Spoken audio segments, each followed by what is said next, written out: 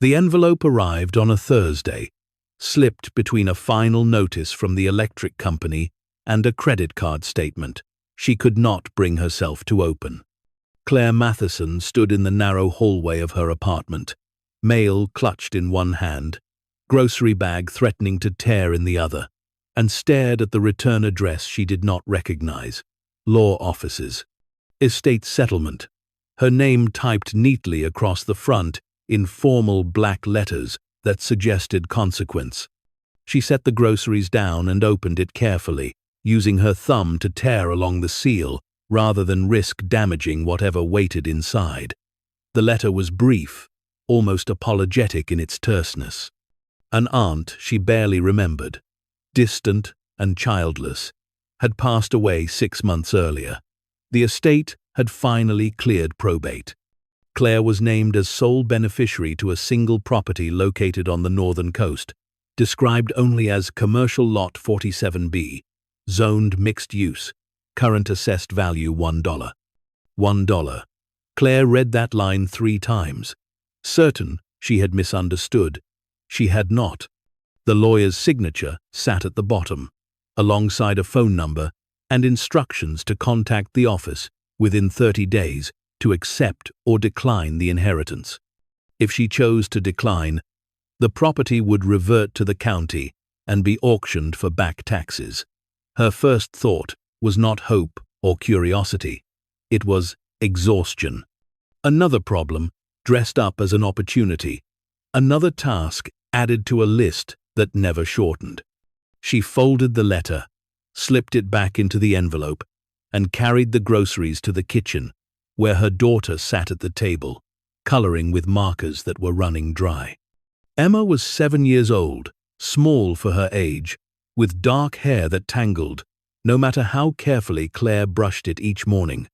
She looked up briefly, noticed her mother's face, and returned to her drawing without asking questions. She had learned not to. The apartment smelled faintly of something burnt, a reminder of the morning when Claire had been too distracted to notice the toast. It was a small 2-bedroom space with walls so thin she could hear the neighbors arguing 3 doors down.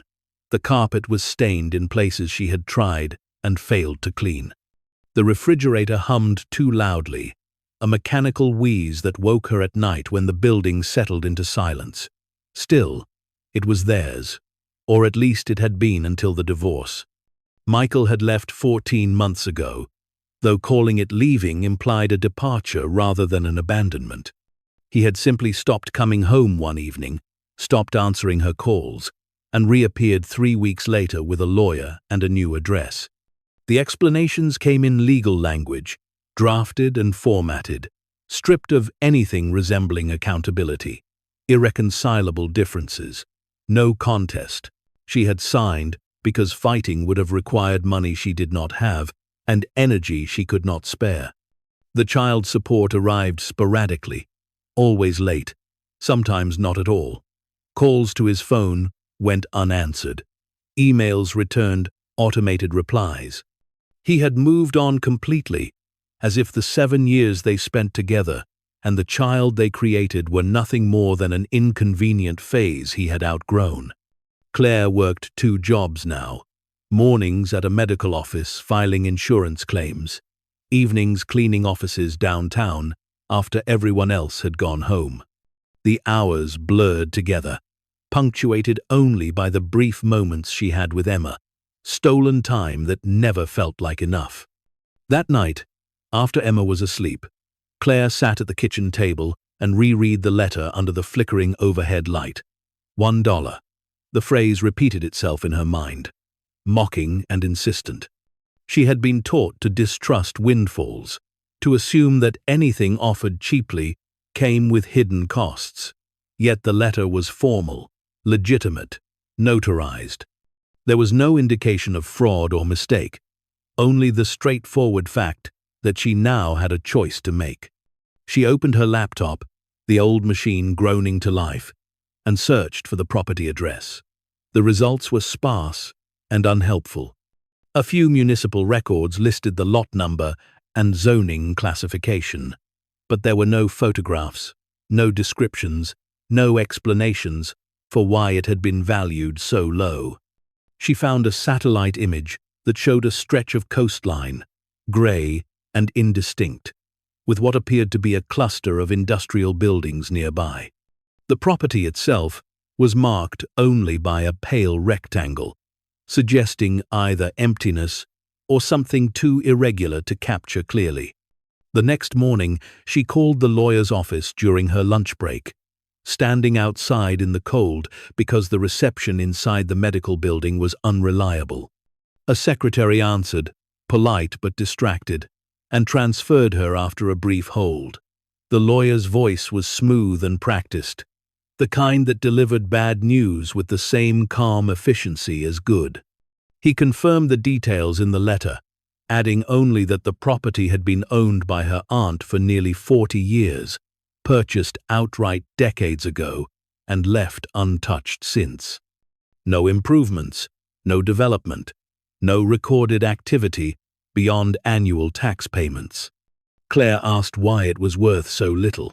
The lawyer paused, then explained that the property had become, effectively, unusable. A rare weather event years ago had caused a section of the coastline to freeze over during an unusually harsh winter. The cold had persisted longer than expected, and by the time it thawed, significant portions of the reef structure along the shore had crystallized and died. What remained was a landscape of frozen coral, brittle and barren, deemed ecologically dead and commercially worthless. The county had reclassified it, dropping the valuation to encourage someone, anyone, to take responsibility for eventual cleanup. The lawyer asked if she intended to accept. Claire felt the question press against her like a physical weight. She thought of the overdue bills stacked on her counter, of Emma's shoes with the soles wearing thin, of the car that made a grinding noise every time she turned the key. She thought of her ex-husband somewhere far away, living a life that no longer included them. And then, for reasons she could not fully articulate, she said yes. The paperwork arrived within a week, dense and formal, requiring her signature in a dozen places. She signed during stolen moments, between shifts, while Emma slept, her hand cramping from the repetition. When she mailed the final documents back, she felt nothing resembling excitement. Only a faint sense of having added one more uncertain thing to a life already crowded with them. Her mother called 2 days later, having somehow learned about the inheritance through a cousin Claire rarely spoke to. The conversation was brief and predictable. Her mother's voice carried the familiar blend of concern and condescension that had defined their relationship for years. She asked what Claire intended to do with worthless land on a frozen coast, whether she had thought this through, whether she understood that some gifts were really burdens in disguise. Claire listened without arguing, thanked her for calling, and hung up feeling heavier than before. At work, she mentioned it only once, to a co-worker who asked if she had plans for the weekend. Claire explained briefly, downplaying the details, framing it as a minor errand rather than a decision. The co-worker's response was immediate and dismissive. Frozen coral? That's like inheriting a parking lot full of gravel. What are you supposed to do with that? Claire smiled tightly, nodded, and changed the subject. She did not explain that she had no answer yet, only the belief that ignoring it would feel worse than confronting it. Her sister, always quick with opinions, sent a text message late that night. Heard about the land. You should sell it immediately. Even for $1, someone might take it off your hands. Don't waste time on this. Claire stared at the message for a long time before deleting it without reply. Her sister lived 3 states away, comfortably employed, married to someone reliable, insulated from the kind of choices that required deciding between groceries and electricity. Her advice, though logical, felt impossibly distant from the reality Claire inhabited. Emma asked about it only once, noticing the papers spread across the table one evening. "What's that?" Claire hesitated. Then, explained in the simplest terms, she could manage. A place by the ocean that used to belong to someone in our family. We're going to look at it soon. Emma's face lit up with the kind of uncomplicated excitement only children possess. Can we go to the beach? Claire did not correct her, did not explain that this was not a beach in any way that mattered. She simply said, maybe, and that was enough for Emma to return to her coloring, humming softly to herself. The drive north took 3 hours, winding through towns that grew smaller and quieter the farther they traveled from the city. Claire had arranged for a Saturday off, trading shifts with a co-worker who owed her a favor, and packed a lunch they ate in the car, while the landscape shifted from urban sprawl to open stretches of farmland, and finally to the rocky, uneven coast. Emma pressed her face against the window, watching the ocean appear and disappear between hills, her breath fogging the glass. They reached the address mid-afternoon, following directions that became increasingly vague as paved roads gave way to gravel paths. The property sat at the end of a narrow access road, marked only by a crooked metal sign with faded numbers. Claire parked and stepped out, the cold air hitting her immediately, sharper and more biting than she had anticipated. The wind carried the smell of salt and something else, something metallic and faintly unpleasant. The landscape before her was unlike anything she had expected. The shoreline stretched in a pale, uneven expanse, not sand or rock, but something that resembled both and neither. What had once been a living coral reef now stood frozen in place, its structures crystallized and skeletal, jutting upward in brittle formations that caught the light in strange, muted ways. The color was wrong, bleached and gray, drained of the vibrant life that coral should hold. It looked like the remains of something ancient, a graveyard preserved in ice and time. Emma climbed out of the car and stopped beside her, her excitement fading into confusion. Is this the beach? Claire shook her head slowly. Not exactly. They walked closer, their shoes crunching over the strange, uneven ground. Up close, the frozen coral revealed its texture, porous and fragile, covered in a thin layer of frost that never seemed to melt entirely. Sections of it had collapsed, leaving piles of shattered fragments that looked like broken bone. Claire knelt and touched one of the formations carefully. It was cold, far colder than the air around them, as if the freeze had sunk deeper than the surface and settled into the structure itself. She pulled her hand back, unsettled by the sensation. Emma stayed close, unusually quiet, her small face serious in a way that made Claire's chest tighten. This was supposed to be an adventure, a distraction, something to break the monotony of their routine. Instead, it felt like a mistake.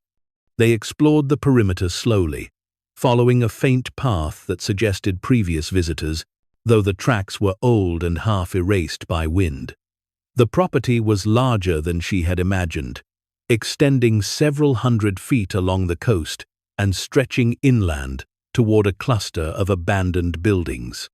The structures were industrial, corrugated metal and concrete, their windows shattered, their doors hanging open on rusted hinges.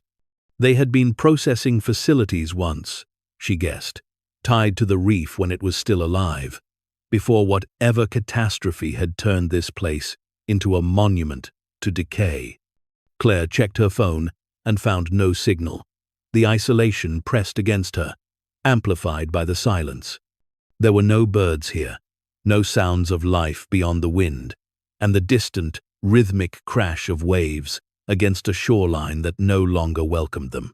Emma tugged at her sleeve, her voice small. Can we go home now?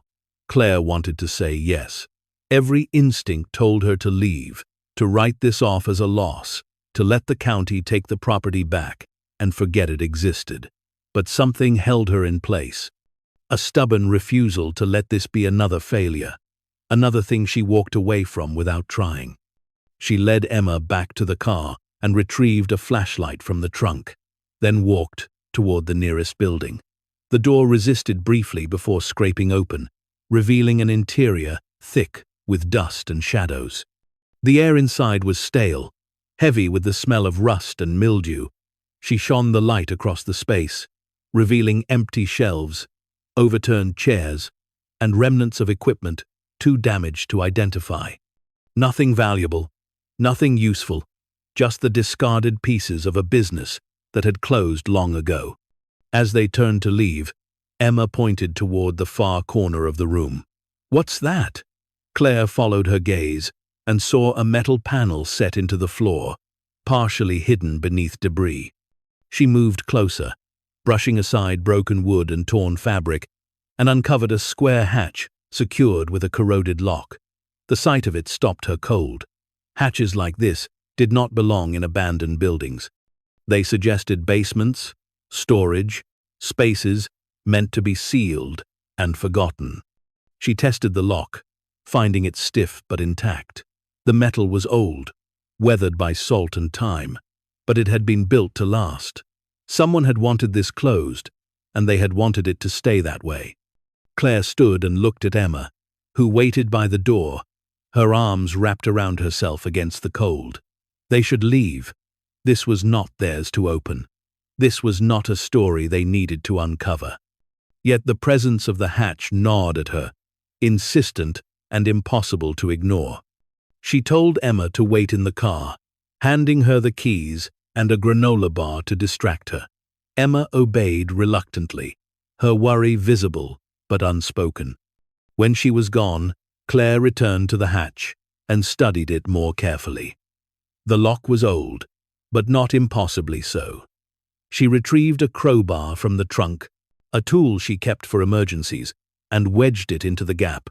The metal groaned, resisting, then gave way with a sharp crack that echoed through the empty building. The hatch lifted slowly, releasing a rush of cold air that smelled of brine and something older, something that had been sealed away for a very long time. She shone the flashlight into the opening and saw a ladder descending into darkness. The space below was not a basement in the traditional sense. It was a cavern, natural or carved, its walls smooth and slick with moisture. She hesitated, every rational instinct screaming at her to close it and walk away. But rationality had not brought her here. Desperation had. And desperation, she was learning, made different calculations. Claire descended carefully, testing each rung before trusting her weight to it. The air grew colder as she climbed down, the darkness thickening until the flashlight became her only anchor. When her feet touched solid ground, she paused, letting her eyes adjust, and swept the beam across the cavern. What she saw made her breath catch. The walls were lined with coral, but not the brittle, dead formations from above. This coral was frozen differently, preserved in a way that held its structure intact, almost glass-like in its clarity. And embedded within it, scattered throughout the formations like stars in a frozen sky, were pearls. Hundreds of them, thousands, more than she could count or comprehend.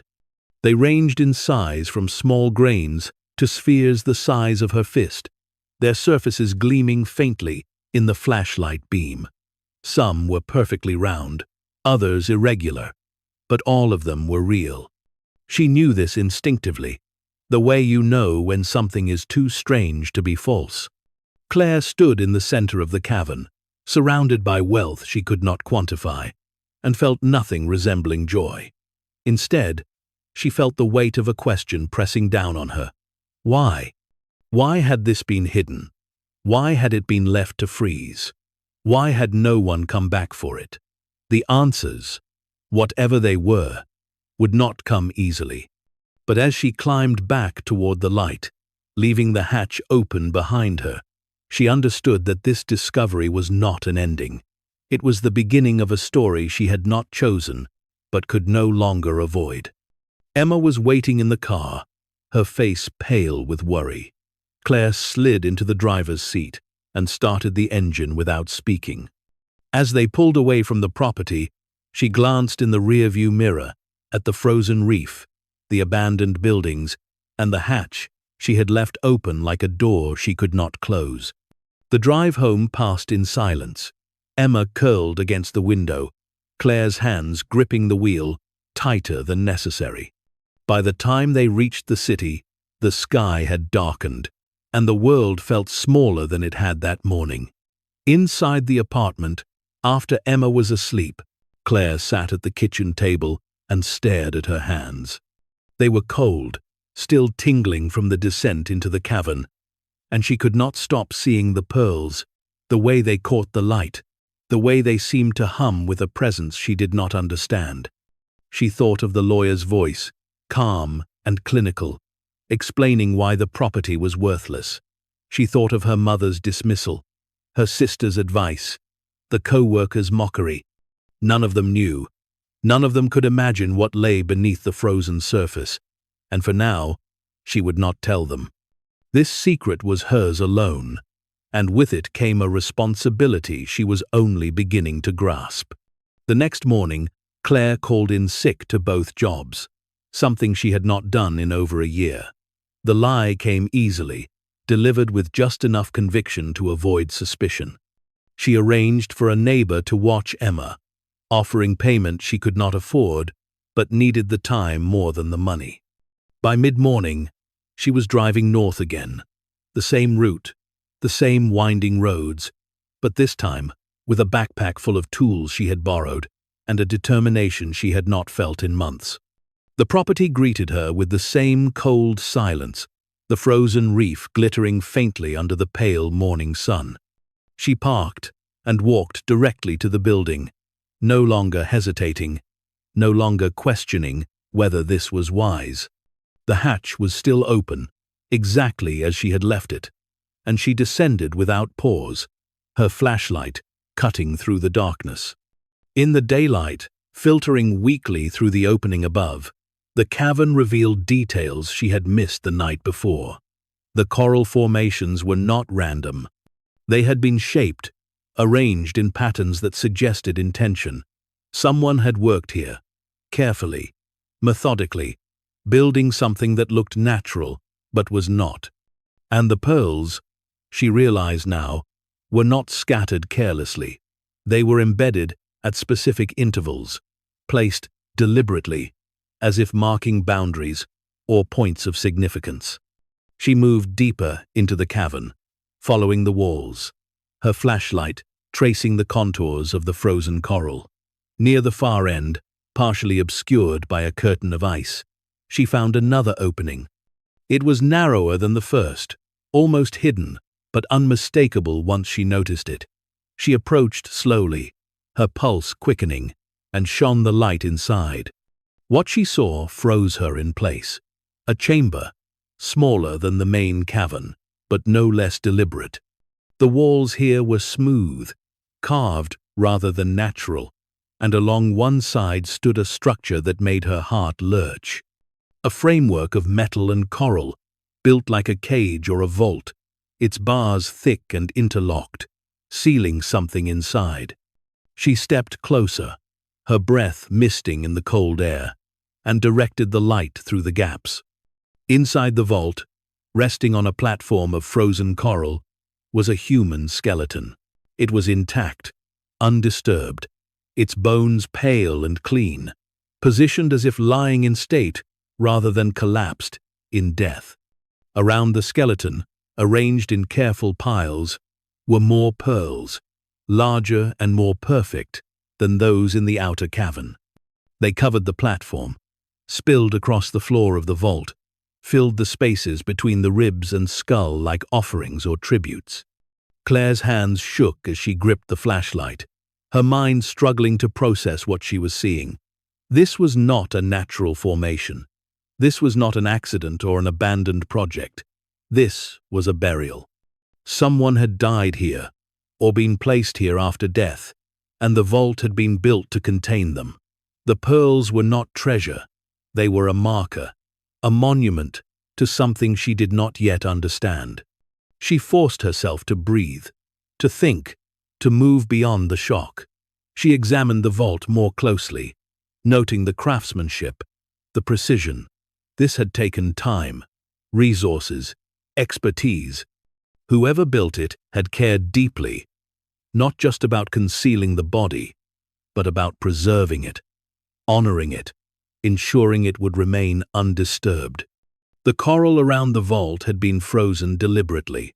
She realized now, not by nature, but by design. Someone had turned this place into a tomb. Claire backed away slowly, her pulse hammering in her ears. She needed to leave. She needed to think. She needed to understand what she had inherited, because it was no longer just land or frozen reef. It was a grave, and the story buried within it was one she could not ignore. As she climbed back toward the surface, the weight of the discovery settled over her like the cold air, inescapable and suffocating. Above ground, the world looked the same. The frozen reef stretched pale and lifeless. The buildings stood silent and empty. The sky hung low and gray.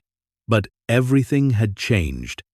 Claire locked the hatch this time, using her own padlock, securing it against intrusion. She did not know yet what she would do, but she knew one thing with absolute certainty. This secret could not stay buried forever, and the moment she decided to uncover it fully, her life would never be the same. She drove home slowly, her thoughts circling endlessly around the skeleton, the pearls, the vault. Questions rose and fell like waves. Who was it? How long had they been there?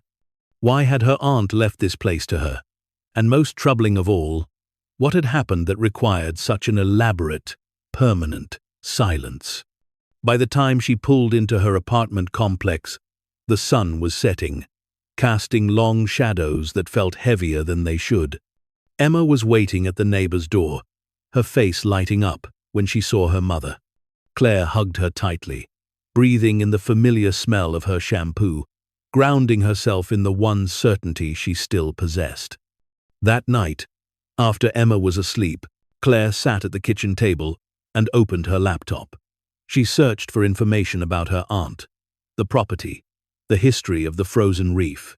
The results were sparse and frustrating, offering little beyond what the lawyer had already explained. The freeze had been documented, classified as a rare environmental anomaly, and then forgotten as attention moved elsewhere. There were no reports of missing persons, no investigations, no scandals tied to the location. She found old photographs of the reef before it froze, vibrant and alive, teeming with marine life. The contrast was stark, almost unbearable. Whatever had happened there had killed more than coral. It had killed possibility, beauty, the kind of life that draws people in rather than pushes them away. And in the aftermath, someone had chosen to bury something precious within the death. Claire closed the laptop and stared at the blank wall across from her. She thought of the skeleton, of the pearls surrounding it like a constellation, of the craftsmanship that had gone into sealing it away.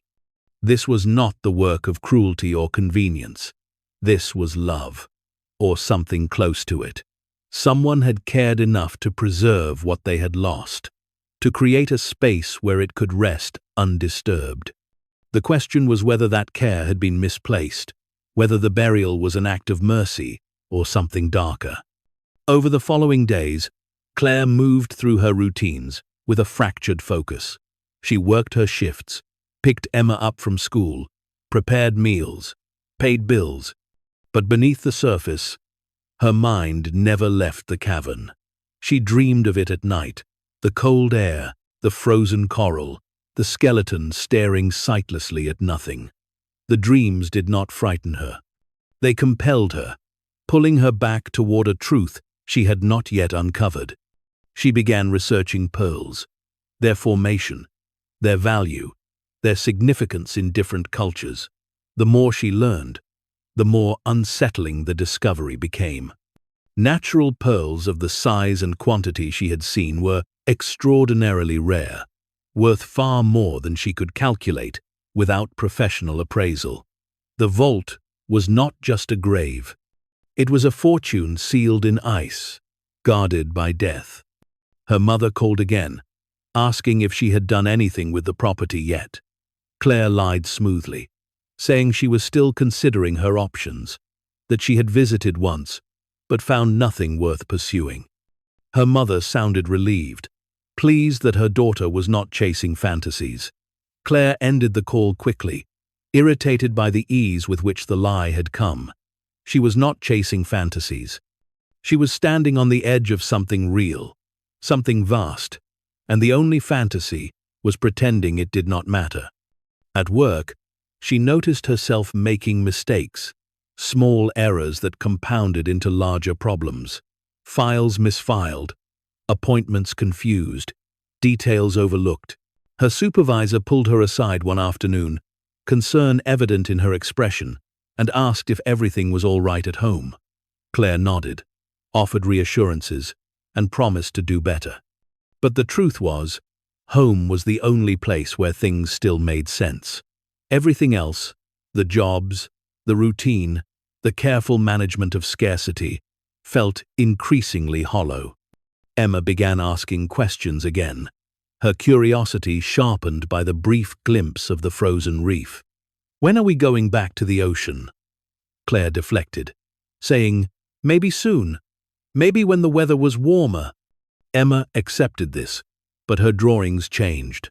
She began sketching strange landscapes, pale expanses, dotted with shapes that looked like the coral formations Claire had seen.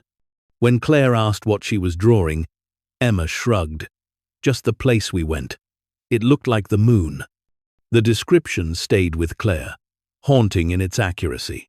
The property did look like the moon, lifeless and distant, a place where nothing grew and nothing would, except it was not truly lifeless. Beneath the surface, something waited, preserved and deliberate, demanding acknowledgement.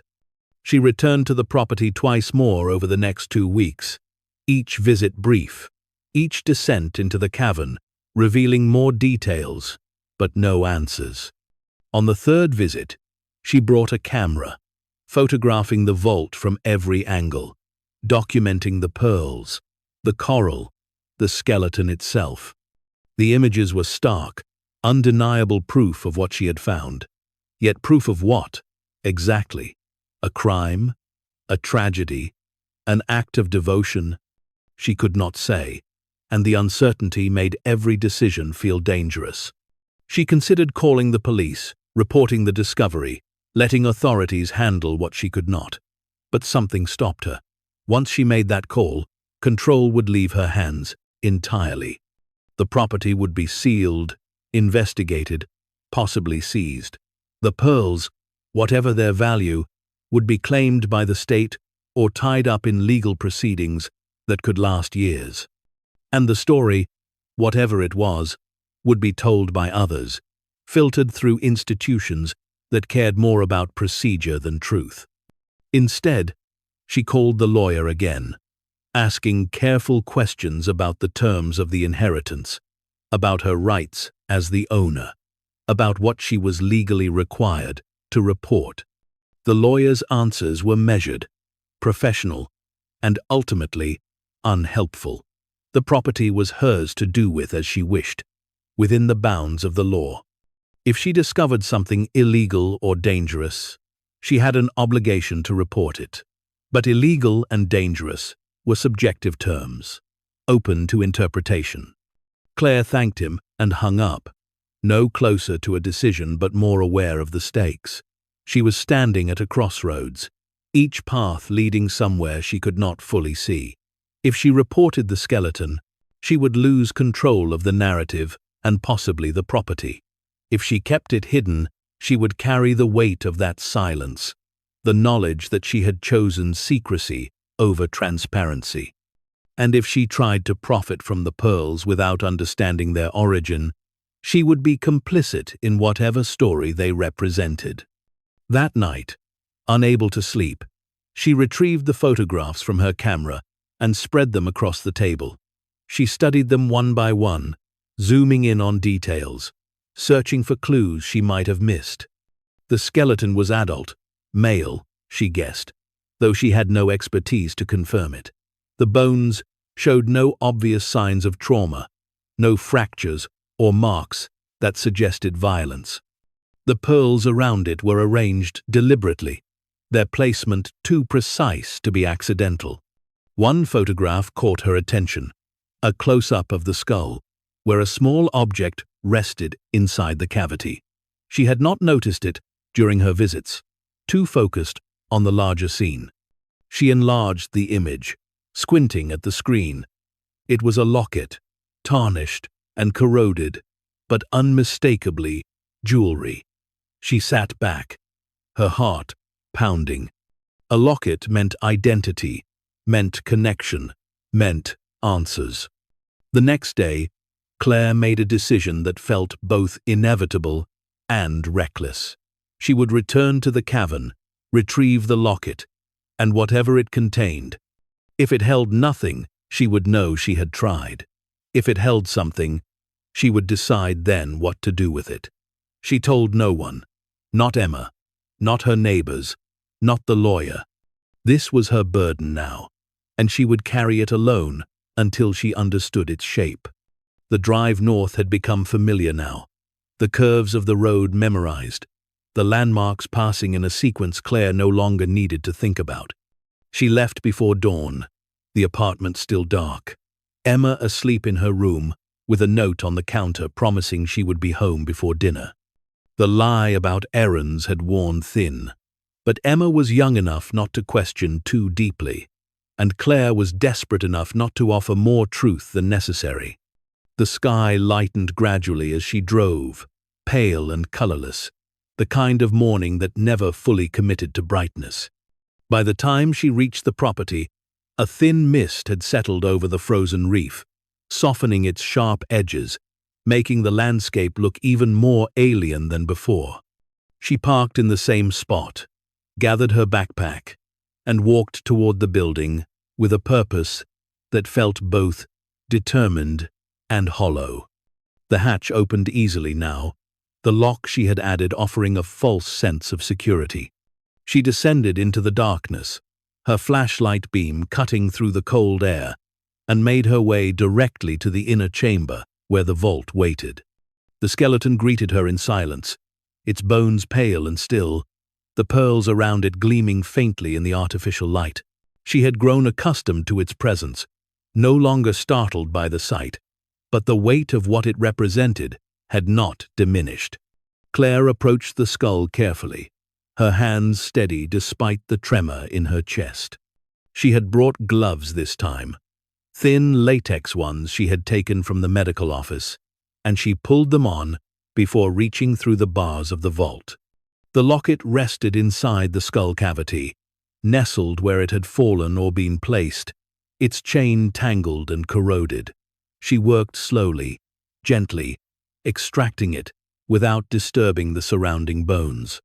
In her palm, the locket felt heavier than it should, dense with significance beyond its physical weight.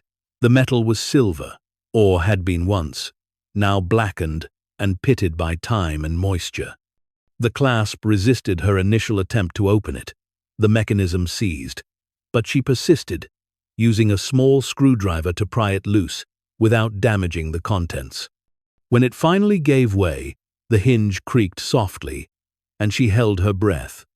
Inside were two photographs, small and faded, protected by thin glass that had somehow remained intact. The first showed a woman, young, perhaps in her 30s, standing on a dock with the ocean behind her. Her expression was serious, almost stern, but her eyes held a warmth that the formality could not erase. She wore work clothes, practical and worn, and her hair was pulled back in a way that suggested function over fashion. The background was unmistakable, the same coastline, the same buildings, but alive, vibrant, the reef, visible beneath the water's surface. The second photograph showed the same woman, older now, standing beside a man whose face had been deliberately scratched out. The emulsion scraped away with something sharp and precise. Only his outline remained, a ghostly presence beside her, erased but not forgotten. The damage was intentional, careful, the kind of destruction that spoke to rage or heartbreak, or both. Claire stared at the ruined face, trying to imagine what features had once been there, what expression had been worth obliterating. On the back of the locket, engraved in script so fine she almost missed it, were initials and a date, M.T., and another set that had been scratched through, unreadable. The date was from 42 years ago. Claire closed the locket carefully and slipped it into her pocket, her mind already racing ahead. M.T. Her aunt's name had been Margaret Thorne. This was hers. This locket, this woman in the photographs.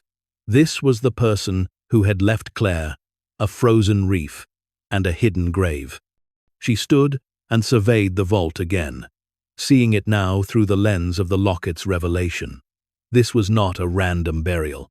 This was personal. The man in the vault, the one whose face had been scratched from the photograph, was someone Margaret had known, someone she had cared for, enough to build this monument, and hated enough to erase his identity. The pearls were not just wealth. They were a statement, a tribute wrapped in anger, a fortune buried alongside someone who had betrayed or destroyed something irreplaceable. Claire left the cavern more quickly than she had entered, the locket burning like a coal in her pocket. Above ground, the mist had lifted slightly, revealing the frozen reef in its full desolation. She walked to the edge of the property, where the coral gave way to open water, and stared at the horizon. Her aunt had stood here once, made choices that led to this place, to the vault, to the deliberate freezing of an entire ecosystem. What kind of pain drove someone to that? Back in her car, Claire sat without starting the engine, the locket open in her lap. She studied the woman's face again, searching for resemblance, for family traits she might recognize. There was something in the shape of the jaw, the set of the eyes, that echoed her own features, faint but present. They were connected, not just by blood, but by something deeper, a shared capacity for endurance, for making hard choices in impossible circumstances. She drove to the nearest town, a small fishing village 20 minutes south, and found a library tucked between a post office and a diner. The building was old, its interior dim and quiet, smelling of paper and wood polish. An elderly librarian looked up from her desk, surprised to have a visitor so early. Claire asked politely if they kept local records, historical archives, anything related to the reef preservation efforts from decades past. The librarian's face softened with recognition. "Oh, the Reef project. Yes, we have materials, though not many people ask about it anymore." She led Claire to a back room where filing cabinets lined the walls, their drawers labeled by year and subject. The librarian pulled several folders, set them on a table, and left Claire to search, offering to help if needed. Claire thanked her and began reading. The documents painted a picture of a thriving operation. The reef had been privately owned, managed by a small company dedicated to sustainable pearl cultivation. The method was innovative for its time, working with the natural coral structures to nurture oysters in conditions that produced exceptional pearls. The company had been successful, modestly profitable, its reputation built on quality and ethical practices. Margaret Thorne was listed as co-owner, alongside a man named David Carver. Claire's pulse quickened. David Carver. She flipped through the pages, searching for more information. There were photographs, promotional materials showing the two of them standing together on boats, inspecting nets, holding up perfect pearls for the camera. In these images, they looked like partners, colleagues, perhaps more. Their body language suggested familiarity, trust, the kind of ease that came from years of shared work and purpose. Then the records changed. Newspaper clippings documented a dispute, vague in its details, but clear in its outcome. The partnership dissolved suddenly, acrimoniously. Legal filings hinted at financial impropriety, accusations of theft, countersuits, claiming sabotage. The case never went to trial. It was settled privately, sealed by agreement, and the Reef operation closed shortly after. Margaret Thorne retained ownership of the property. David Carver disappeared from public record. Claire sat back, the pieces beginning to align. The man in the vault was David Carver. The scratched-out face in the photograph, the erased initials, the burial beneath layers of frozen coral. Margaret had not just hidden him. She had entombed him in the place they had built together, surrounded by the pearls they had cultivated, and then destroyed the reef itself, freezing it so thoroughly that no one would ever think to look beneath its surface. The question was not whether Margaret had killed him. The question was why, and whether the act had been justice or vengeance. Claire gathered the documents carefully, took notes on her phone, and thanked the librarian before leaving. Outside, the morning had fully arrived, the sky clearing to reveal a pale, washed-out blue. She walked to the diner next door and ordered coffee she did not drink, sitting in a corner booth, staring at her notes without seeing them. If Margaret had committed murder, then the vault was evidence of a crime. Reporting it would mean investigation, exhumation, questions Claire could not answer. But if David Carver had done something unforgivable, if the buried pearls were not a fortune but restitution, then the story became more complicated. Margaret had left this to Claire, not randomly, but deliberately. She had chosen her niece, someone she barely knew, to inherit the truth and decide what to do with it. Claire thought of her ex-husband, of the way he had erased himself from their lives, leaving nothing but absence and unpaid obligations. She thought of the nights she had lain awake, imagining consequences that would never come, justice that would never arrive. She understood, in a way that frightened her, the impulse to take control when the world refused to deliver what it owed. Margaret had taken that control, and the result lay frozen beneath the reef, waiting. Over the following weeks, Claire's life split into two parallel tracks. During the day, she worked her jobs, cared for Emma, maintained the routine that held them together. At night, after her daughter was asleep, she researched, digging deeper into Margaret's life, David Carver's past, the history of the Reef operation. The more she learned, the more complex the picture became. David Carver had been married when he partnered with Margaret, a detail buried in old census records. His wife had filed for divorce midway through the Reef project, citing abandonment. The divorce was granted, but not before she gave a deposition claiming her husband had stolen family savings to invest in a business venture with another woman. The deposition was sealed, but fragments of it appeared in related filings, enough to suggest the full scope of the betrayal. Margaret, by contrast, had never married. Her life before the Reef project was sparse in documentation, a series of jobs in marine biology, conservation, work that paid little but mattered deeply to her.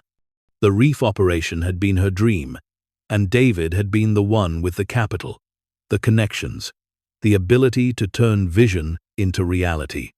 Their partnership had seemed perfect, complementary, until it was not. Claire found an old interview with Margaret, published in a local paper years after the Reef closed.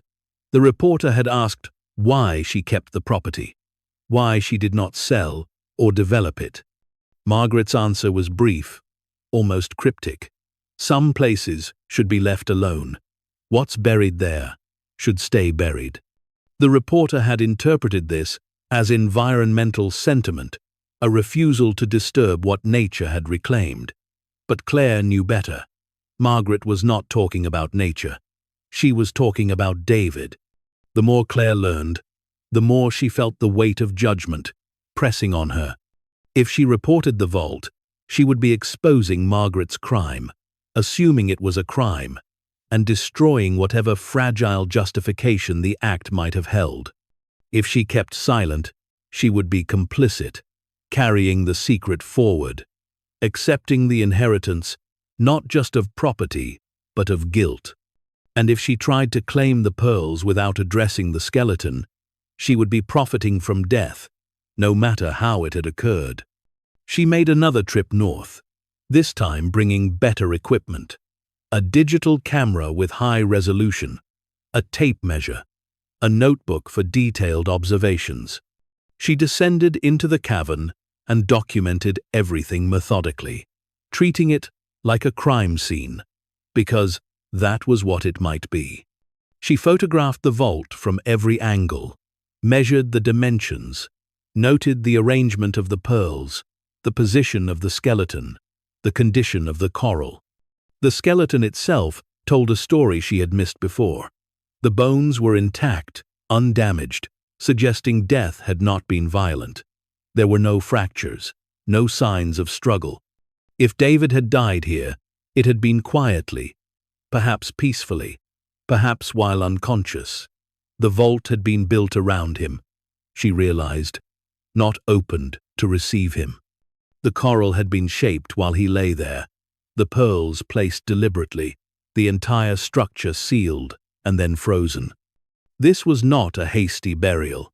It was a ritual, a process that took time, planning, resources. Margaret had not acted in rage alone. She had acted with purpose, with a vision of what this place should become. A monument, yes, but also a prison. A way to ensure David remained exactly where she wanted him, surrounded by the wealth he had coveted or betrayed, unable to touch or claim it ever again. Claire found herself speaking to the skeleton, not out loud, but in her mind, asking questions she knew would never be answered. What did you do? What did you take from her that made this necessary? Did you know what was coming, or did she surprise you? The silence offered no comfort, no clarity, only the cold presence of death and the heavier presence of intention. She climbed out of the cavern and sat on the frozen reef, her legs dangling over the edge of a coral formation, the ocean stretching before her. The water was dark today, churning under a wind that carried the smell of storms. She thought about Emma, about the future she was trying to build, about the question her daughter had asked weeks ago. Why does money decide things like that? The pearls in the vault represented more money than Claire had ever imagined possessing. Enough to pay off every debt, to quit both jobs, to send Emma to good schools, to live without fear of the next bill or the next crisis.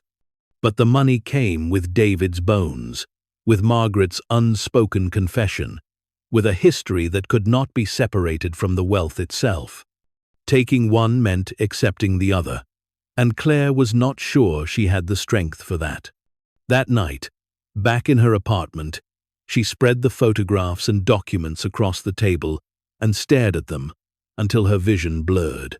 Emma wandered in, rubbing her eyes, and asked what she was doing. Claire hesitated, then decided on a version of the truth. I'm trying to understand someone who made a very hard choice. Emma sat beside her, looking at the old photographs with the unfiltered curiosity of childhood. Who is she? Claire touched the image of Margaret gently. Someone in our family. Someone who was hurt and did something about it. Emma studied the photograph for a long moment, then looked up at her mother. Was she a good person? Claire did not answer right away. The question was too large, too complicated, and she did not have an answer that felt true. Finally, she said, I think she was a person who tried to be good and failed in a way that mattered. Emma seemed satisfied with this, or at least willing to let it rest, and returned to bed without further questions. Claire sat alone again, the weight of the discovery settling deeper. She thought of reporting it, of calling the police, of letting the machinery of law handle what she could not. But she knew how that would go. The vault would be opened, the skeleton identified, the pearls seized as evidence or claimed by the state. Margaret's story would be reduced to a headline, a scandal, a cautionary tale about obsession and revenge. And Claire would be left with nothing but the frozen reef and the memory of what might have been. The alternative was to act, to claim the pearls quietly, to move them in ways that avoided scrutiny. But that required knowledge she did not have, connections she did not possess, and a willingness to cross lines she was not sure she could uncross. She thought of the man who had lived beneath the forest in the first story, preserving evidence because he believed the truth would one day matter. She thought of the father in the second story, making choices that honored someone else's intention while still meeting his own needs. Neither story offered a clear path, but both suggested that silence was not neutrality. Inaction was still a choice, one that carried its own consequences. Claire stood, walked to the window, and looked out at the city lights, stretching in all directions. Somewhere out there were people making impossible decisions, people carrying secrets they could not share, people trying to balance justice against survival. She was one of them now, and the weight of that knowledge would not lift until she chose a direction. The next morning, Claire called the lawyer again, this time with specific questions. If the property contained valuable materials, minerals, or resources, who had the legal right to them? The lawyer's answer was straightforward. As the property owner, Claire had rights to anything naturally occurring on or beneath the land, within reason. If she discovered something of significant value, she was obligated to report it to tax authorities, but ownership remained hers unless the discovery triggered environmental protections or historical preservation laws. Claire thanked him, hung up, and immediately called a marine biologist she found through a university directory. She explained that she owned property along the coast with unusual coral formations and wanted an expert opinion on whether they held ecological or commercial value. The biologist agreed to visit, intrigued by the description, and they scheduled a meeting for the following week. When the day came, Claire met him at the property, her stomach tight with anxiety. Dr. Emil Reyes was in his 50s, weathered and kind, with the patient manner of someone accustomed to explaining complex things simply. He walked the reef with careful attention, crouching frequently, touching the frozen coral gently, taking samples with tools he carried in a battered case. After an hour, he stood and faced Claire, his expression troubled. "This is extraordinary," he said, "and deeply tragic. What happened here was not natural. Someone used a chemical process to accelerate mineral deposition, essentially fossilizing the coral while it was still alive. The result is this frozen state, neither living nor fully dead."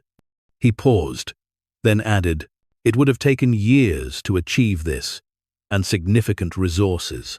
Whoever did it knew what they were doing." Claire asked carefully if the coral held any value. Dr. Reyes shook his head. "Not commercially. It's too damaged, too altered. But scientifically, it's a case study in human impact on marine ecosystems. If you allowed research access, this site could teach us a great deal." Claire thanked him, promised to consider it, and watched him drive away, relief and disappointment mixing in equal measure. The frozen reef itself was worthless, just as the lawyer had said. But beneath it, the pearls waited, and they were anything but worthless. She descended into the cavern one more time, this time with a plan forming in her mind. She would not remove the skeleton. That was a line she would not cross. But the pearls scattered throughout the outer cavern, the ones not part of the vault, those she could justify as salvage, as resources left by her aunt for exactly this purpose. It was a rationalization, she knew, but it was one she could live with. Over several trips, working carefully and alone, Claire retrieved handfuls of pearls, filling small bags she sealed and stored in her car. She took only what she could carry easily, leaving the majority undisturbed, especially those in the vault itself. Each trip felt like theft and inheritance at once, an act that defied easy categorization. By the time she finished, she had collected enough to fill a small box, their combined weight surprising, their surfaces cool and smooth against her fingers. She took the pearls to a gemologist in the city, a man recommended by an online forum where people discussed jewelry appraisal. His office was small, cluttered, professional, in the way that came from decades of focused work. Claire explained that she had inherited them, which was true, and wanted to understand their value, which was also true. The gemologist examined them under magnification, tested them with instruments she did not recognize, and finally looked up at her with an expression that mingled respect and caution. "These are natural pearls," he said.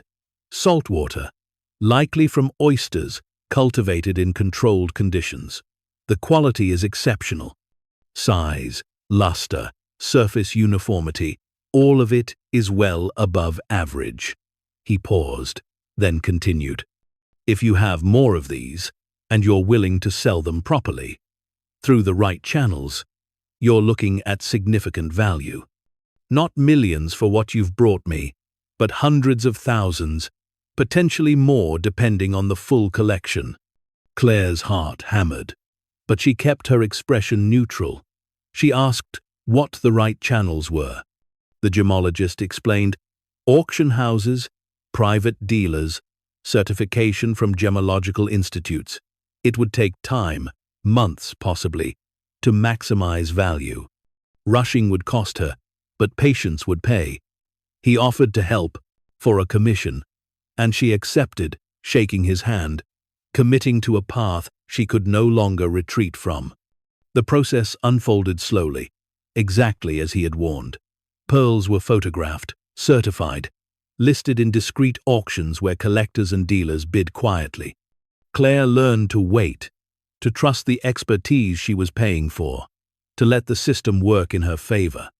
Money began to arrive in increments, deposits into an account she opened specifically for this purpose, amounts that grew larger with each sale. She paid off her debts first, the overdue bills, the medical expenses, the credit cards that had followed her like shadows. Each payment felt like shedding weight, like breathing more easily. Then she quit the cleaning job, keeping only the medical office position, giving herself evenings with Emma instead of hours alone in empty offices. The change was immediate, tangible, a shift in her daily rhythm that made everything else feel possible. Emma noticed, asking one evening why her mother seemed happier. Claire smiled, pulled her daughter close, and said simply, "Things are getting better." Emma accepted this, content with the improvement without needing to understand its source. That night, after Emma was asleep, Claire sat at the kitchen table and calculated what remained. The pearls she had taken were nearly sold, their value realized and converted into a future she had not dared imagine months ago. But the vault remained, untouched and full. The skeleton lay where it always had, surrounded by wealth that dwarfed what she had already claimed. The question was not whether she would go back. The question was what she would do when she did. The answer came not from logic, but from necessity. Claire received notice that Emma's school was closing. Budget cuts, forcing consolidation with another district miles away. The new school was rougher, overcrowded, its reputation poor. Emma would lose her friends, her teachers, the stability that had helped her thrive despite their circumstances. Private school was an option, one Claire could now afford, but barely. The tuition would consume most of what she had saved, leaving little margin for error. If she was going to give Emma a real chance, a secure future, She needed more than what she had already taken from the cavern. She needed to face the vault, to make peace with Margaret's choice, and to claim what had been left for her, even if it came wrapped in guilt and death. She returned to the property on a grey morning when the ocean looked like hammered steel. The frozen reef stretched before her, unchanged, its surface glittering faintly with frost. She descended into the cavern with a finality that felt different from before, less like exploration and more like acceptance. The vault waited in its corner, silent and patient. The skeleton, a pale presence behind the bars, the pearls around it gleaming in her flashlight beam. Claire stood before it and spoke aloud, her voice echoing softly in the cold space. "I don't know what he did to you, Margaret. I don't know if you were right to do this, or if anyone could be right doing something like this. But I understand why you left it to me.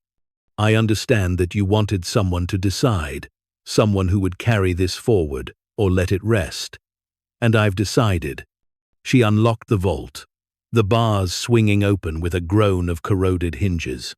The skeleton did not move, of course, but the act of opening the space felt like a violation, like crossing a boundary Margaret had set deliberately.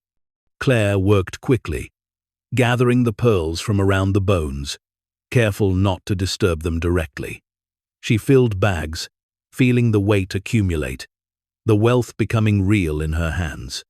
When she finished, the skeleton lay bare, its monument stripped, its treasure reclaimed. She closed the vault and locked it again, not to seal it, but to mark it.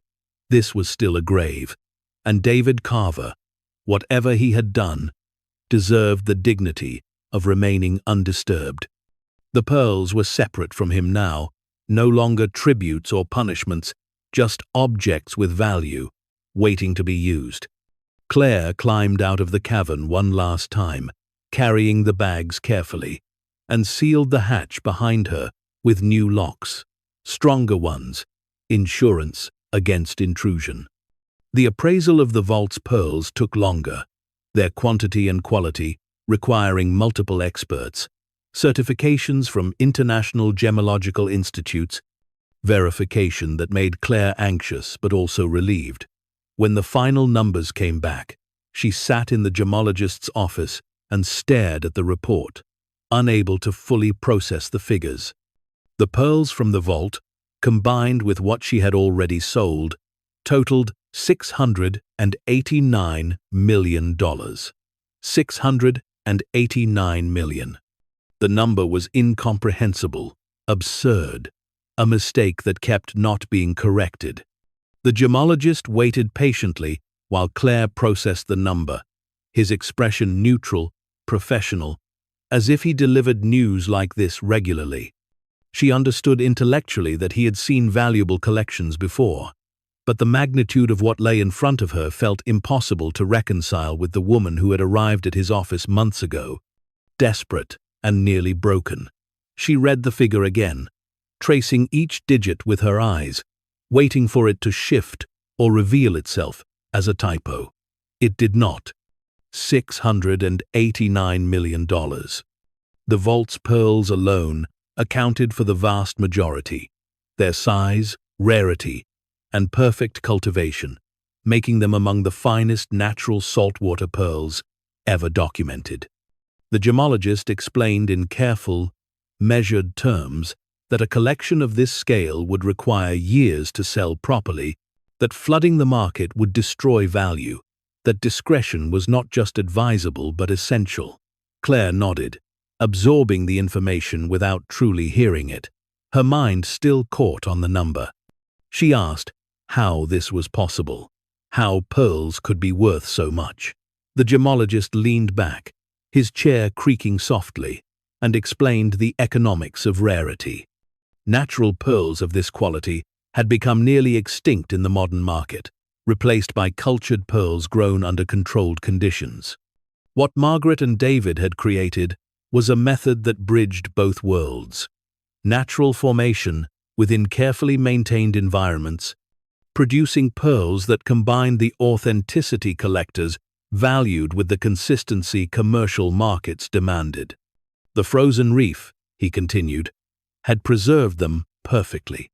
The cold had prevented deterioration, maintained their luster, kept them in a state that made them appear freshly harvested despite decades of burial.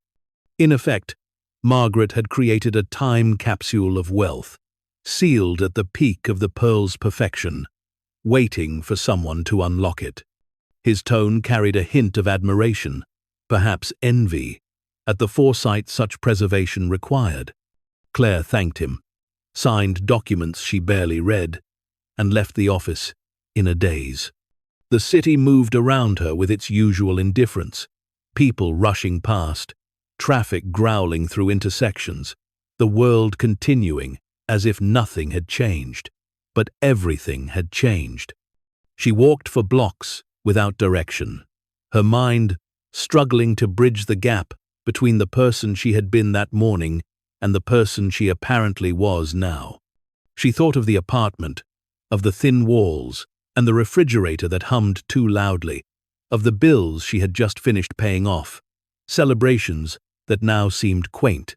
She thought of Emma at school, learning math and reading stories, unaware that her mother had just been told they would never worry about money again. The disconnect was so vast it felt surreal, as though she had stepped sideways into someone else's life without permission. Eventually, she found herself at a coffee shop, anonymous and crowded, where she ordered something she did not drink and sat in a corner booth, staring at her phone. The gemologist had sent a follow-up email outlining next steps, timelines for sales, structures for protecting the assets, recommendations for financial advisors and attorneys who specialized in sudden wealth. The term made her uncomfortable, sudden wealth, as if luck or lottery had brought her here rather than inheritance and choice.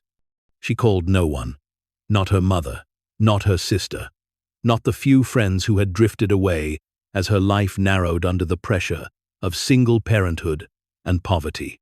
The news felt too large to share, too complicated to explain without context they would not understand. Instead, she sat alone, letting the noise of the coffee shop wash over her, grounding herself in the ordinary sounds of espresso machines and conversation before returning home to the life that still, for now, looked exactly as it had. That evening, after Emma was asleep, Claire sat at the kitchen table and made lists, not of what she would buy, though those thoughts came unbidden, but of what needed to happen first. Legal structures to protect the assets, education for herself on managing wealth, plans for Emma's future that balanced opportunity with normalcy, and beneath all of it, a plan for what to do about the vault, about David Carver's skeleton, about the truth Margaret had left buried. The weight of that decision had not lessened with the revelation of the pearl's value. If anything, it had grown heavier. The money made it easier to walk away, to seal the cavern permanently, to let the secret remain where Margaret had placed it. But it also made the moral calculus more complex.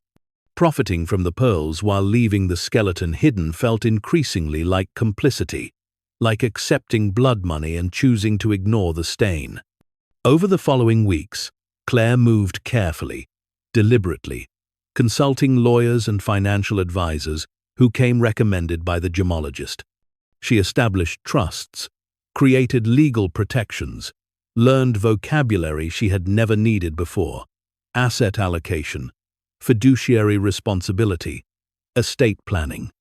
The language of wealth was its own dialect, and she approached it with the same grim determination she had once applied to stretching grocery budgets. The first real change came when she gave notice at the medical office. Her resignation met with surprise and a hint of disappointment. Her supervisor asked if she had found something better, and Claire answered honestly that she needed to focus on family. It was not a lie, just an incomplete truth. She worked her final 2 weeks with the same diligence she always had, grateful for the stability the job had provided, aware that she was closing a chapter she would never return to. Telling Emma required more thought. Claire waited until a quiet weekend afternoon, when they were alone in the apartment, and explained carefully that their lives were going to change. Not immediately, not dramatically, but gradually, in ways that would make things easier.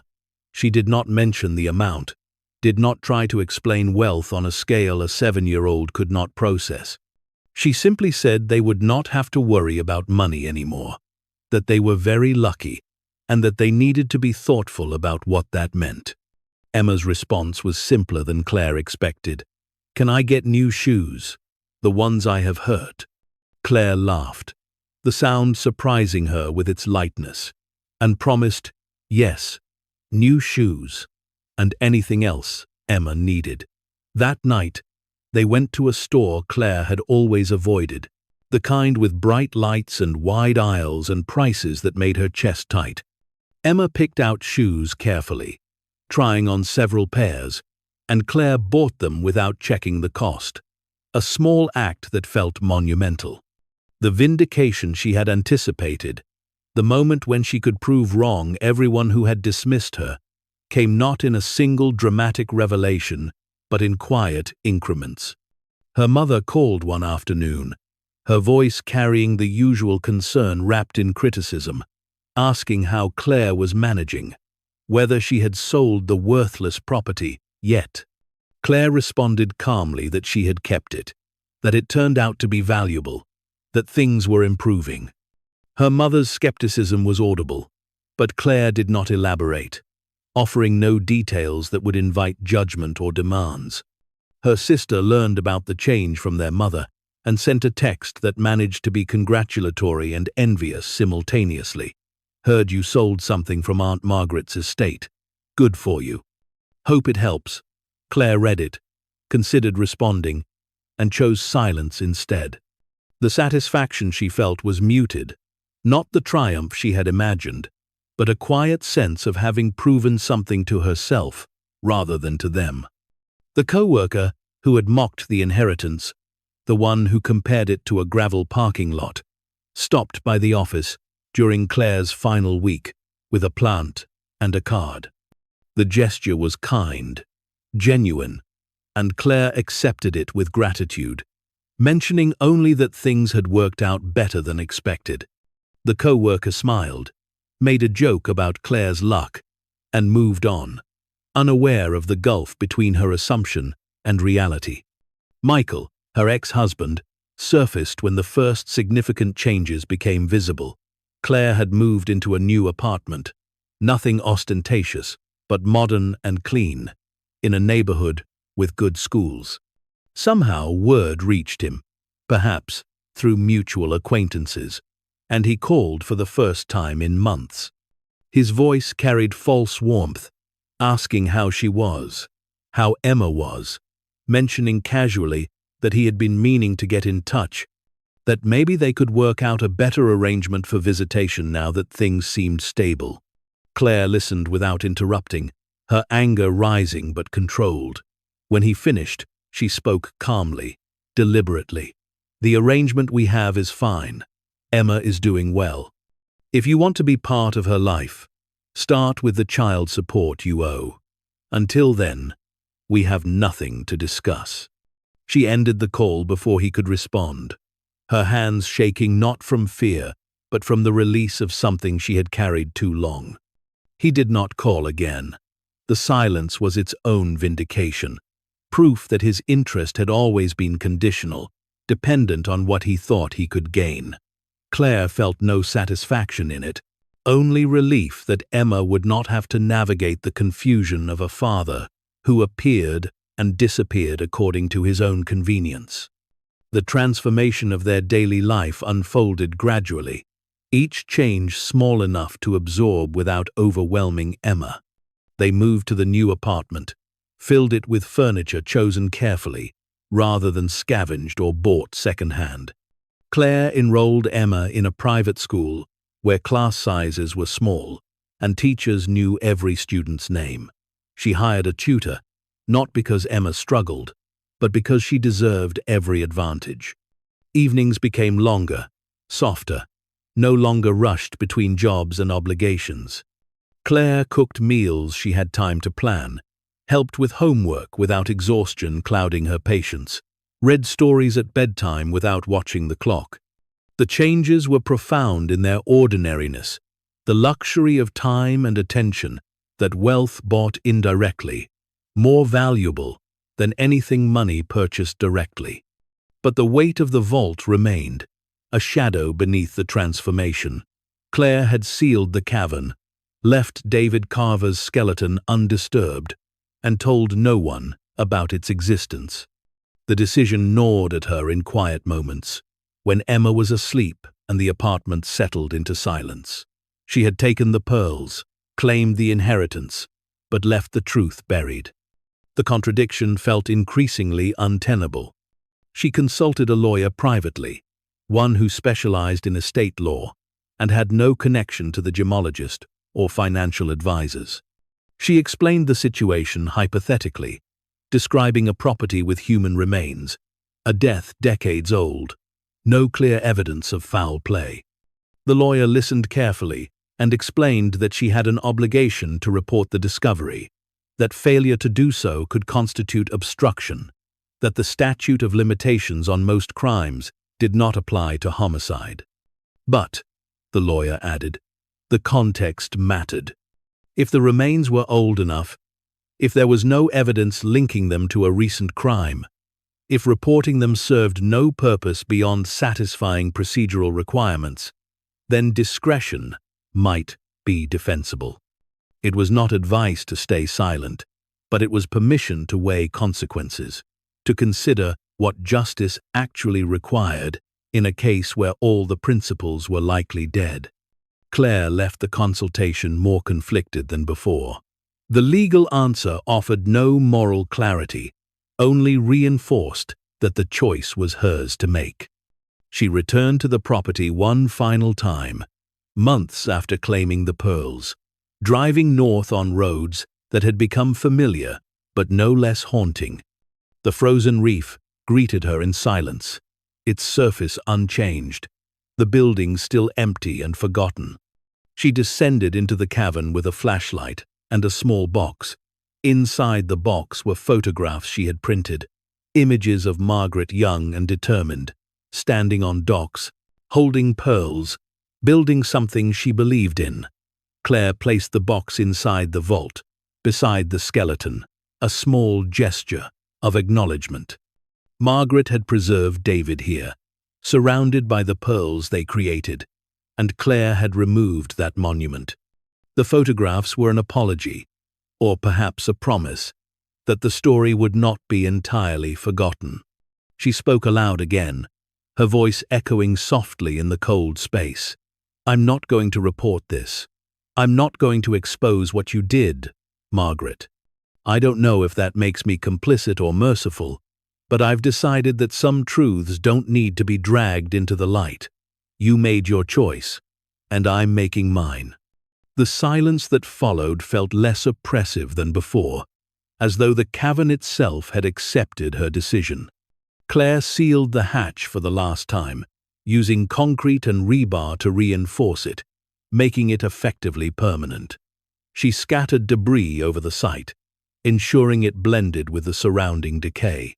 When she finished, the hidden chamber looked like nothing more than another forgotten corner of an abandoned building. She walked the frozen reef one final time, said goodbye to the place that had changed her life, and drove away without looking back.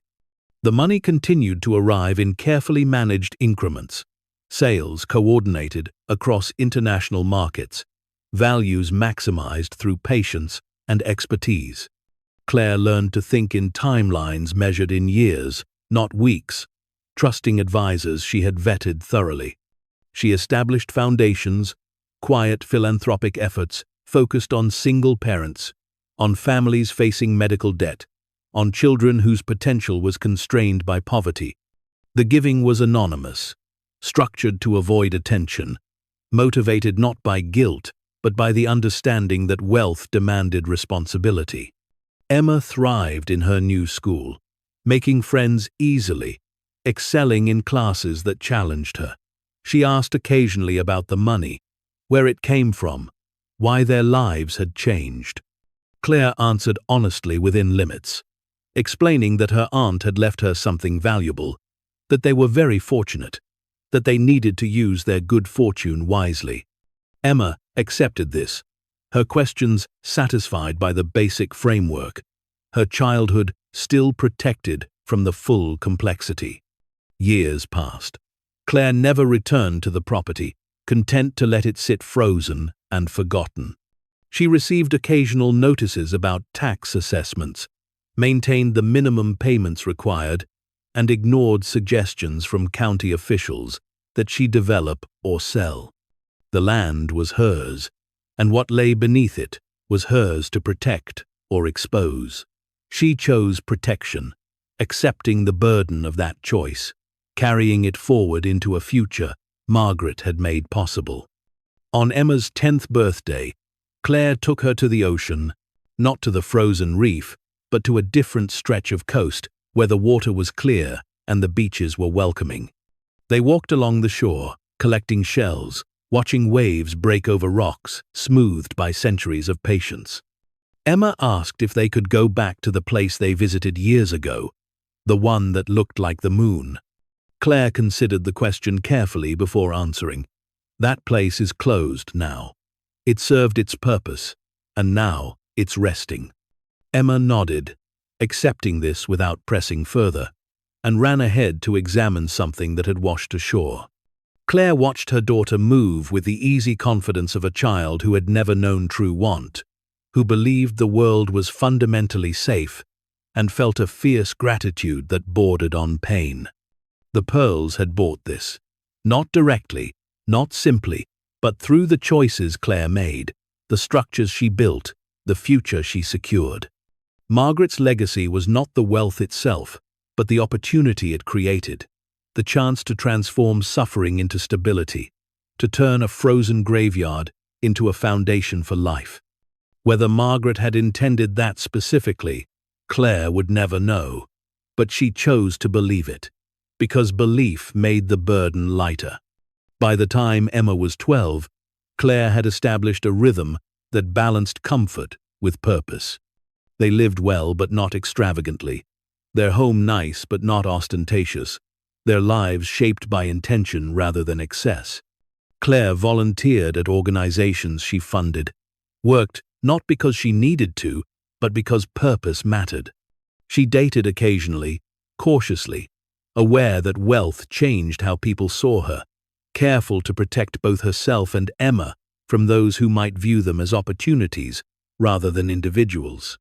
The question of Margaret's actions, of David Carver's death, never fully resolved itself. Claire carried it as a quiet companion, surfacing in moments of reflection, never demanding resolution but always present. She had made peace with not knowing whether Margaret had committed murder or enacted justice, whether the burial was crime or consequence. The ambiguity was uncomfortable but sustainable, a gray area she learned to inhabit without requiring it to resolve into black or white. She thought often of the other stories she had heard, the man who found the bunker in the forest, the father who bought the storage unit filled with sand.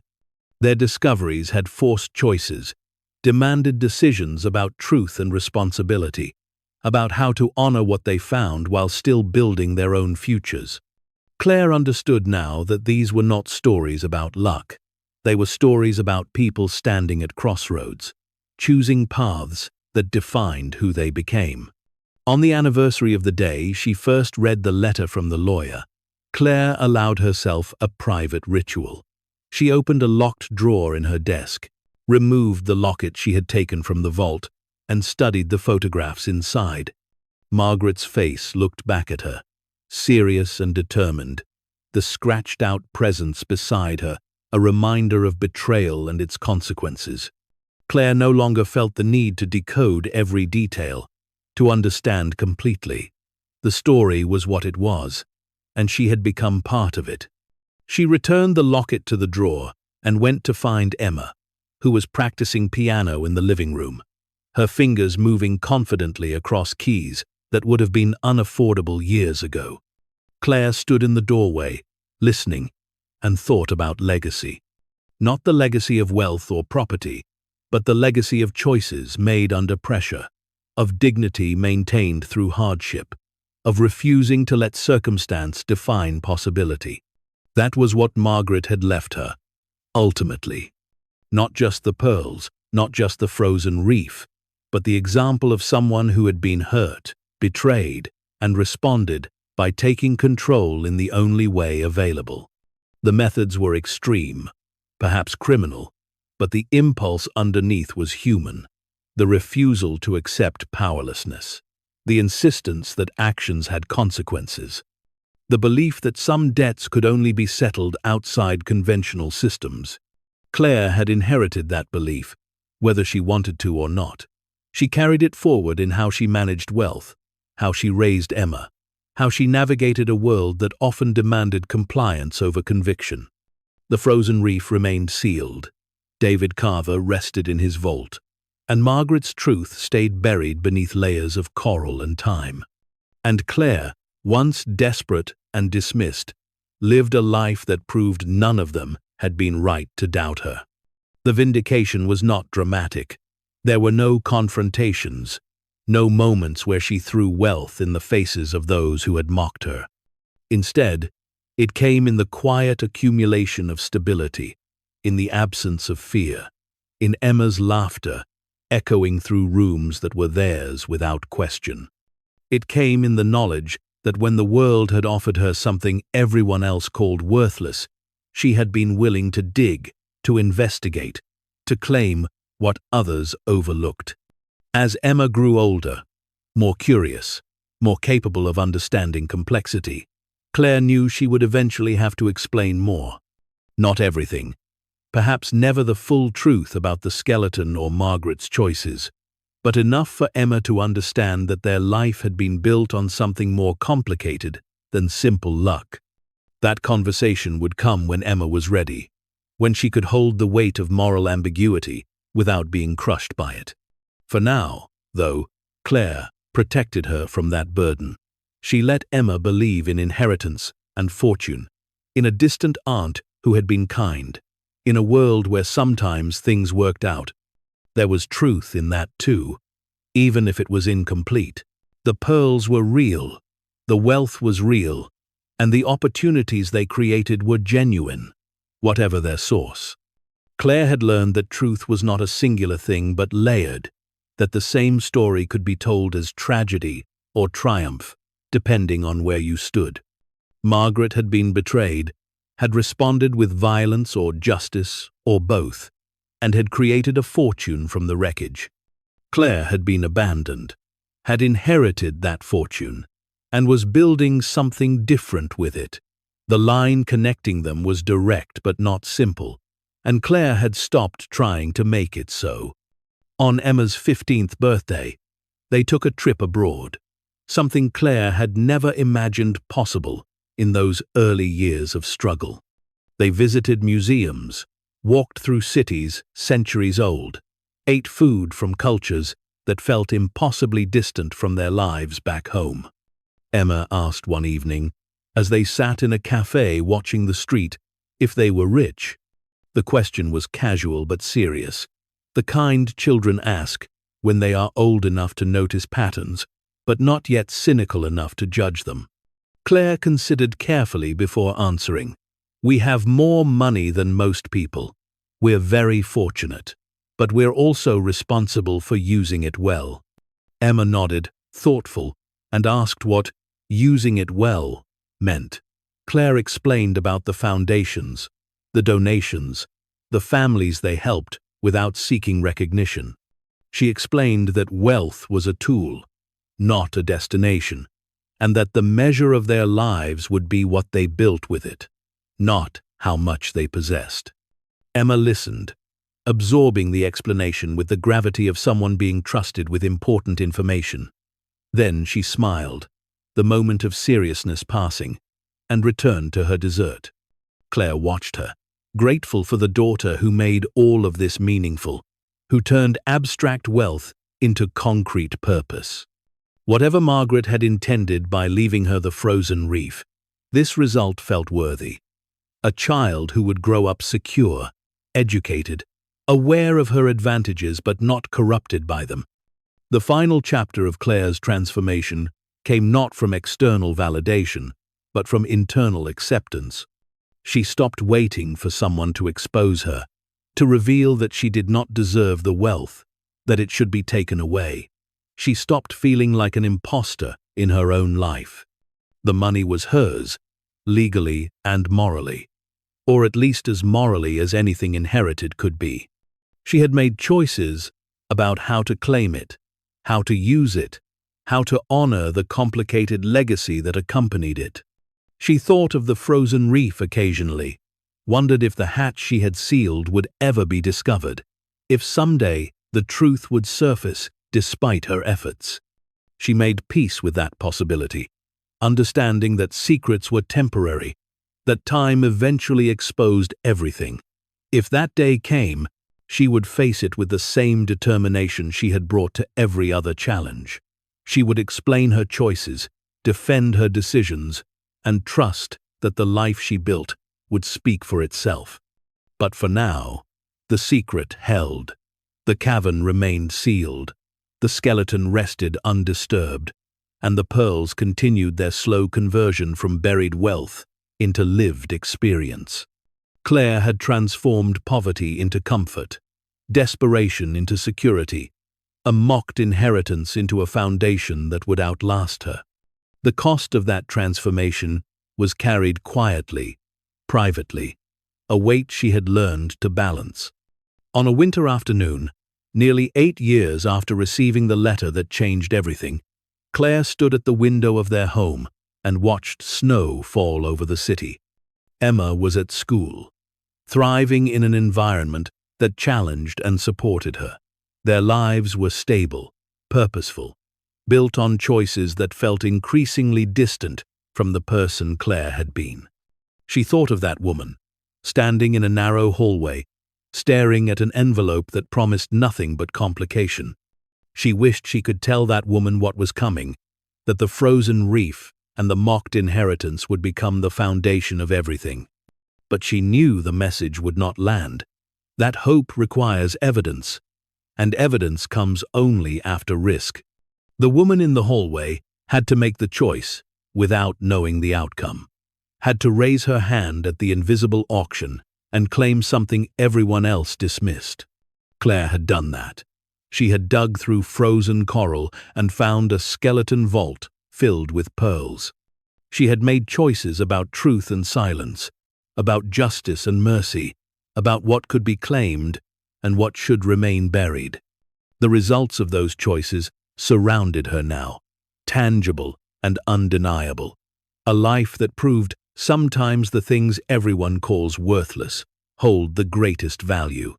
The snow continued to fall, soft and steady, covering the city in white.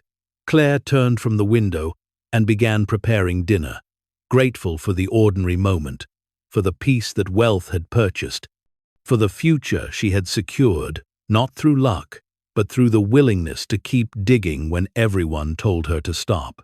Margaret's legacy lived on, not in the frozen reef, but in the choices Claire made every day to honor what she had been given, while carrying forward what could not be shared. And somewhere north, beneath layers of concrete and coral and time, a vault held its silence, guarding a truth that had shaped 2 lives across generations.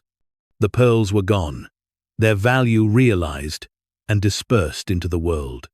But the story remained, sealed and waiting, a testament to betrayal and consequence, to love and rage, to the ways people respond when the world takes more than they can bear to lose. Claire had inherited all of it, the wealth and the weight, and had chosen to carry both forward. That choice defined her more than the money ever could, made her someone worthy of the inheritance in ways that had nothing to do with blood or law. She had been tested by the discovery, challenged by its complexity, and had emerged with her integrity intact, her daughter's future secure, and her own sense of self fundamentally altered. As evening approached and Emma returned home, filling the house with her presence and her stories, Claire felt a completeness she had not known was possible. The struggle was not over, would never truly be over, but its shape had changed. The fights now were about purpose and meaning, not survival. The questions were about legacy and responsibility, not whether the bills would be paid. The frozen reef had given her this transformation, but she had earned it by refusing to turn away, by accepting complexity, by making hard choices without perfect information. That willingness, more than the wealth itself, was what she would teach Emma, what she would carry forward, what would remain long after the pearls were sold and the money spent. In the end, Claire understood that Margaret had not left her property or wealth. She had left her a test, a challenge disguised as inheritance, a question without easy answers. And Claire, desperate and dismissed, had passed the test not by solving it perfectly, but by refusing to pretend it was simple. That refusal, that insistence on honoring complexity, was the real legacy. Everything else was just pearls and frozen coral, beautiful and cold, valuable, but ultimately just objects, waiting for someone brave enough to claim them. Thank you so much for watching until the end. If you loved this story, check out the other videos on your screen now. I think you'll really enjoy them.